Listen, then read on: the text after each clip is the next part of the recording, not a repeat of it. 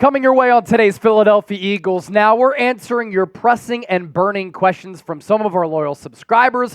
We put out a mailbag call on the community tab of our YouTube channel, and at the end of the day, that's why you subscribe, so that you can see all of our content, you can catch our videos and our live streams, but also you can be a part of the Eagles Now community and get featured here on the show. A reason I'm doing this quickly without any graphics, I am, by the time that you're watching this, in Deep Creek, Maryland for my sister's bachelorette party. It's going to get weird, and I'm going to try to stay away from doing content while I'm there, but I can't make any promises because I'm addicted to the grind, but I wanted to give the people some content while I am away.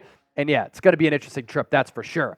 We begin with Micah High 3530. Good question here. What players need to take the largest steps on offense and defense to help this team succeed this year? Leadership and performance on the field. When I look at offense, I'm really looking at two players here. It's Cam Jurgens, center, Tyler Steen, right guard. They go into training camp as the firmly entrenched starters at those two positions.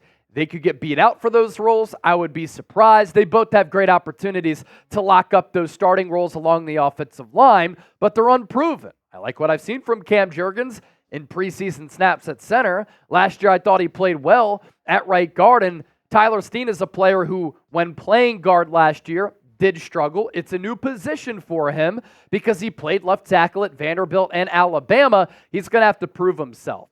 If I look elsewhere on offense, I just want to see Jalen Hurts return to the form that we saw in 2022 when he was the MVP runner-up. Last year, end of the year, he struggled. As recent as November, he was leading the NFL in MVP odds.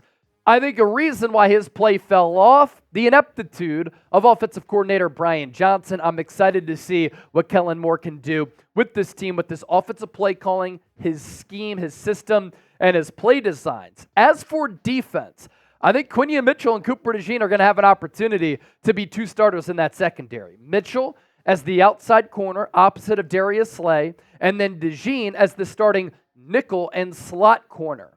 I want to see Devin White rebound a little bit, get back to that all-pro form, and then Reed Blankenship opposite of C.J. Gardner-Johnson going to have to step up. Elsewhere defensively, Jordan Davis, prove to me that you are worthy of a first-round pick, that you can be a three-down player. And Jalen Carter, you're a dominant rookie to start last year. You get tired at the end of the year, your play falls off. It's time for you to show that stamina. Good question there from Micah High. Bang 7844. What will the Eagles' pass coverage look like with the new acquisitions and Maddox returning? Who's in? Who's out? Who's playing where? Who fits the Fangio scheme and could be a dark horse for our newest addition? So I kind of answered that with the previous question. I think Quinion Mitchell going to get the opportunity to start outside corner opposite of Darius Slay. Good scheme fit. He could play press man. He could play off. He can play zone. And I like his skill set. 4.3, 40-yard dash speed, physical, really good ball skills. I think that the Eagles want to find a way to get Cooper DeJean on the football field because he can do a little bit of everything. A multifaceted base of skills is what he brings.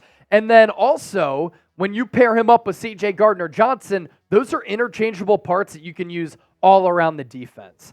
I do think that Vic Fangio is going to get back to kind of more of a Jonathan Gannon type of defense where we see a little bit more of a 3-4.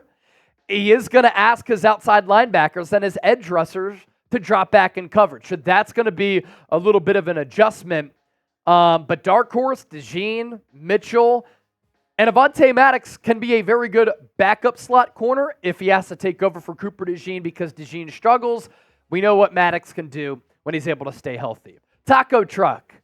We can only hope that we have more than 6 different plays on offense. That's hilarious because it seemed that way at the end of the year under Brian Johnson. The lack of diversity within the play calling, the system, the route running, the play calls. There just wasn't a lot of variety there, and everything became so predictable. There wasn't pre-snap motion, so the defense kind of knew at all times what was coming, and it felt like they were running 6 plays. With Kellen Moore, you get an offensive coordinator who's very well accomplished in this league, who has called plays for a lot of top 5, top 10 offenses with the Dallas Cowboys. Arya Paul Walter. Can we have long-term success and consistency of scheme that Hurts practically begged for under Sirianni? I don't think so. This is sometimes the issue that you run into with the head coach who doesn't call plays, is that you're always cycling through offensive coordinators. And Nick Sirianni now was hired in 2021. He had Shane Steichen, 2021, 2022. Brian Johnson in 2023, Kellen Moore in 2024.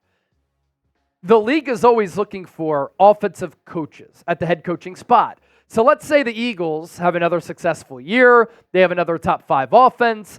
Kellen Moore has already interviewed for offensive jobs elsewhere for other teams across the NFL. He hasn't landed those. But with another year of experience under his belt, let's say this offense is explosive. Another team is looking for a new offensive mastermind to become a head coach. They could take Kellen Moore away, and then once again, you're looking for a new OC. So it's an issue, but Bill Belichick has found that consistency as a non-play caller. Did he call it defensively? We're really not sure. You have John Harbaugh, who's never really been a play caller. He had a special teams background. He's been the head coach for the Baltimore Ravens for so long with a lot of high-level success. So there have been coaches who don't have to call plays, who still have a lot of success at the head coaching spot. It's really all about building up a good roster, having a good coaching staff, having a good culture. Eagles have been able to do a lot of that, but yes, it's a little bit of a concern. TheZayzoo, what is the Justin Simmons update? I still think when you look at this Eagles team, there aren't a lot of flaws and weaknesses. Safety is a little bit of a concern. Reed Blankenship, C.J. Gardner-Johnson, your 2 starters. Sidney Brown as a backup. Tristan McCollum, another backup. Andre Sam, UDFA. You bring in Justin Simmons, then you're looking at a football team that doesn't have many weaknesses at all. The weaknesses then go to depth. Justin Simmons, I think, would be a terrific addition for this team. He's still out there in free agency, has not been signed yet. Wolf season, 12-5, here we go with the laughing emoji. Look, you go 12-5, perfectly fine for me. 12-5 is a great record. You'll have a top 3 seed in the NFC most likely. You should win this division. You get at least one home playoff game. Who will be wide receiver 3 on this Eagles squad? Fantastic question, and we're really not sure. That's one of those training camp battles that I'm excited to see. You have A.J. Brown, Devontae Smith as your top 2 wide receivers. After that, Paris Campbell, 4.3 speed. Devontae Parker can go up and get it. Last in the league in separation over the last 4 years. You drafted Ainias Smith, shorter wide receiver with a lot of wiggle, short area burst. He's explosive. And then you have Johnny Wilson, who's the tallest wide receiver in the NFL at 6'6", 6'7", but struggles with running routes, has struggled with drops, and sometimes plays smaller. And then you have Britton Covey, who told me at the Super Bowl during that interview, which went viral all across Philadelphia back in February, that he'd like to see more snaps at wide receiver. He thinks he's capable of doing that and winning out of the slot. So you can go a couple of different ways there. It's going to come down to the training camp competition. Lord Vaughn. Does Jalen Hurts need to have a monster squad in order to have a decent season?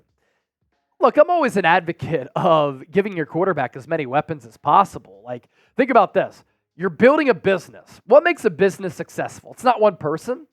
You might have that really talented leader, the talented face of your company, but you also need the complementary pieces in order to lift that person up and make the operations go smoothly and to have success and to drive the bottom line. Barstool Sports is not just Dave Portnoy. You have Big Cat, you have PFT, and a lot of other really talented employees. Apple was not just Steve Jobs. So when you're building up a good company, you need to have widespread talent. On this show, it's not just me. It's producer Chip.